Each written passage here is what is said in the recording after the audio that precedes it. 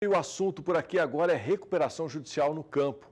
As mudanças na legislação brasileira sobre a garantia de recebimento de empréstimos por entidades privadas têm impacto direto no ambiente de crédito rural.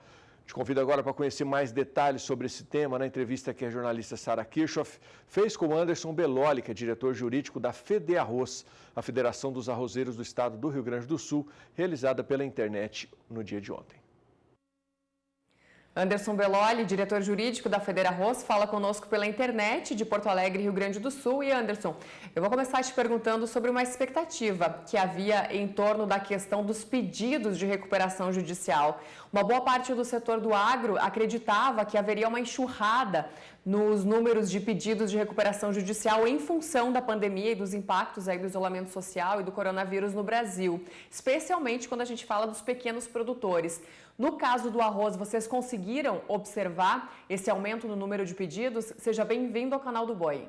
Sara, a verdade é que, por inúmeras razões, ao setor do arroz, nesse momento nós não estamos verificando qualquer aumento ou sinalização dos produtores no sentido de ingresso de processos de recuperação judicial. Por uma razão muito simples, tá? E é um conjunto, na verdade, de razões que nos levam a acreditar que isso não vai acontecer. O setor do arroz hoje vive uma safra muito positiva em decorrência dessa situação toda envolvendo o coronavírus.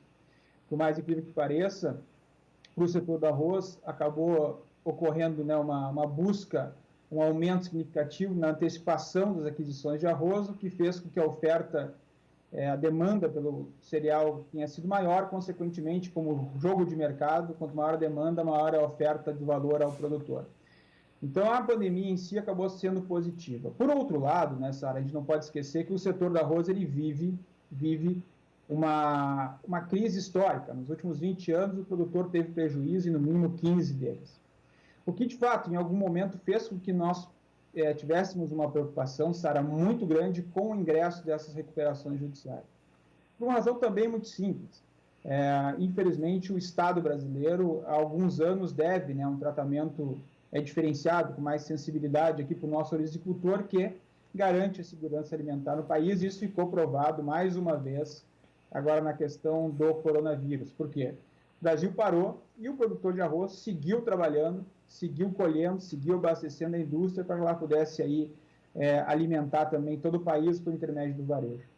Mas, Sara, o que eu gostaria de destacar? Tá? Nós estamos aqui na FEDEARROZ, nós estamos fazendo um trabalho muito forte e se quiser me interromper, Sara, fique à vontade, tá? Mas é que uma ideia vai ligando a outra. Tranquilo.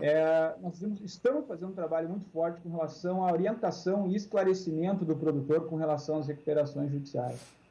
Porque, na verdade, o que vem sendo dito, né, por alguns setores do Brasil? Está resolvida a questão do agro, agora o judiciário está aceitando a recuperação judicial de pessoa física. Sim. Mediante o ingresso dela na junta comercial, se transformando a pessoa física em pessoa jurídica. Mas a verdade é que não é bem assim, Sara. E eu posso explicar aqui rapidamente para vocês, né? A verdade é que não é tão simples assim esse processo, porque ele é dividido em 3 ou 4 partes bem distintas, e isso não tem sido levado ao produtor de maneira muito clara. Certo, isso você fala desde a flexibilização que começou em novembro do ano passado, correto? Na verdade, o que ocorre, né, Sara?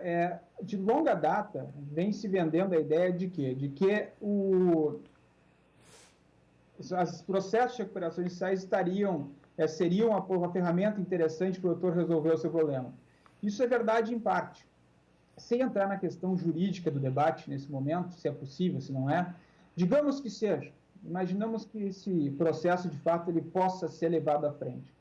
O que não está sendo dito para o produtor rural, e isso nós estamos fazendo aqui no Rio Grande do Sul, por uma questão de obrigação da própria entidade, é que esse processo, Sara, é dividido em 3 partes. A primeira o juiz pega o processo, verifica se o produtor, se a empresa, ela preenche alguns requisitos legais que a própria lei traz. Se essa empresa preencher esses requisitos, Sara, esse é o primeiro requisito da lei, essa é a primeira parte, o juiz defere a recuperação judicial. Certo. Porém, nós temos depois a segunda e a terceira parte desse processo, no mínimo, né, dividir dessa maneira, que é qual? 60 dias depois desse deferimento da recuperação judicial, Sara, o devedor precisa apresentar um plano de recuperação judicial, onde ele vai dizer como que vai pagar, em qual prazo que vai fazer o adimplemento da dívida, qual é o percentual de desconto, qual é o juro incidente nessa dívida. Então, 60 dias depois do deferimento, tem essa segunda parte que é muito importante.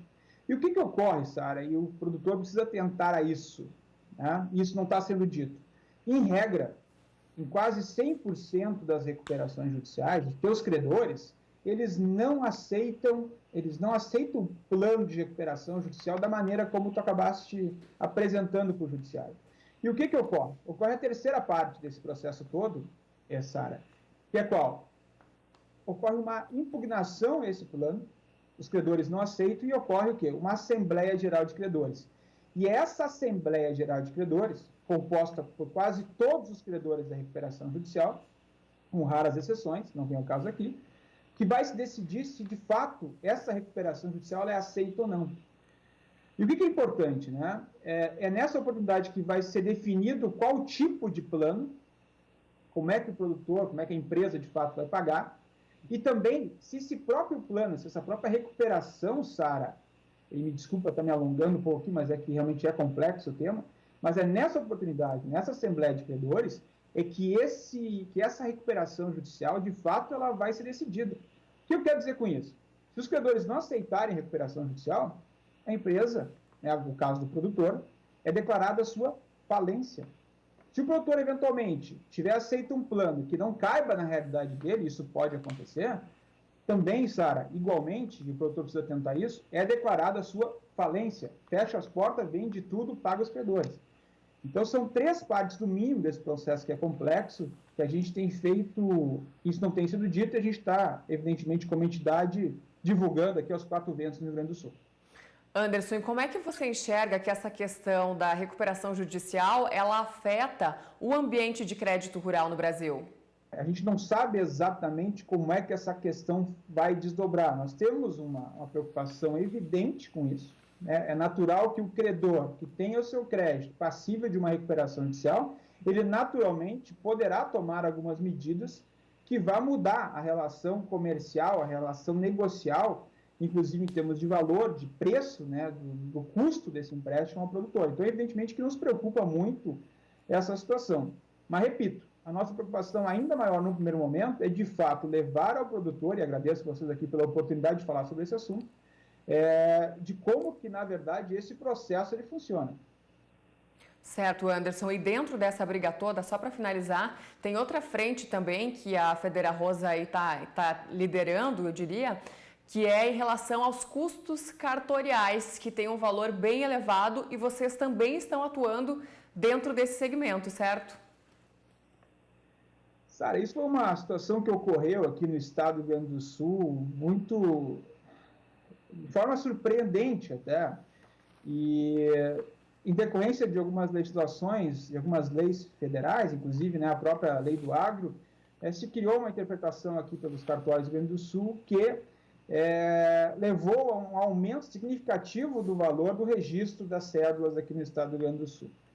Não vai ter tempo para a gente falar um pouco mais sobre isso, mas a verdade é que essa situação, ao que parece, uma decisão de ontem aqui do nosso Tribunal de Justiça, né, acabou por resolver essa situação, dirimiu essa dúvida e, ao que parece, a situação referente aos cartórios vai voltar à normalidade.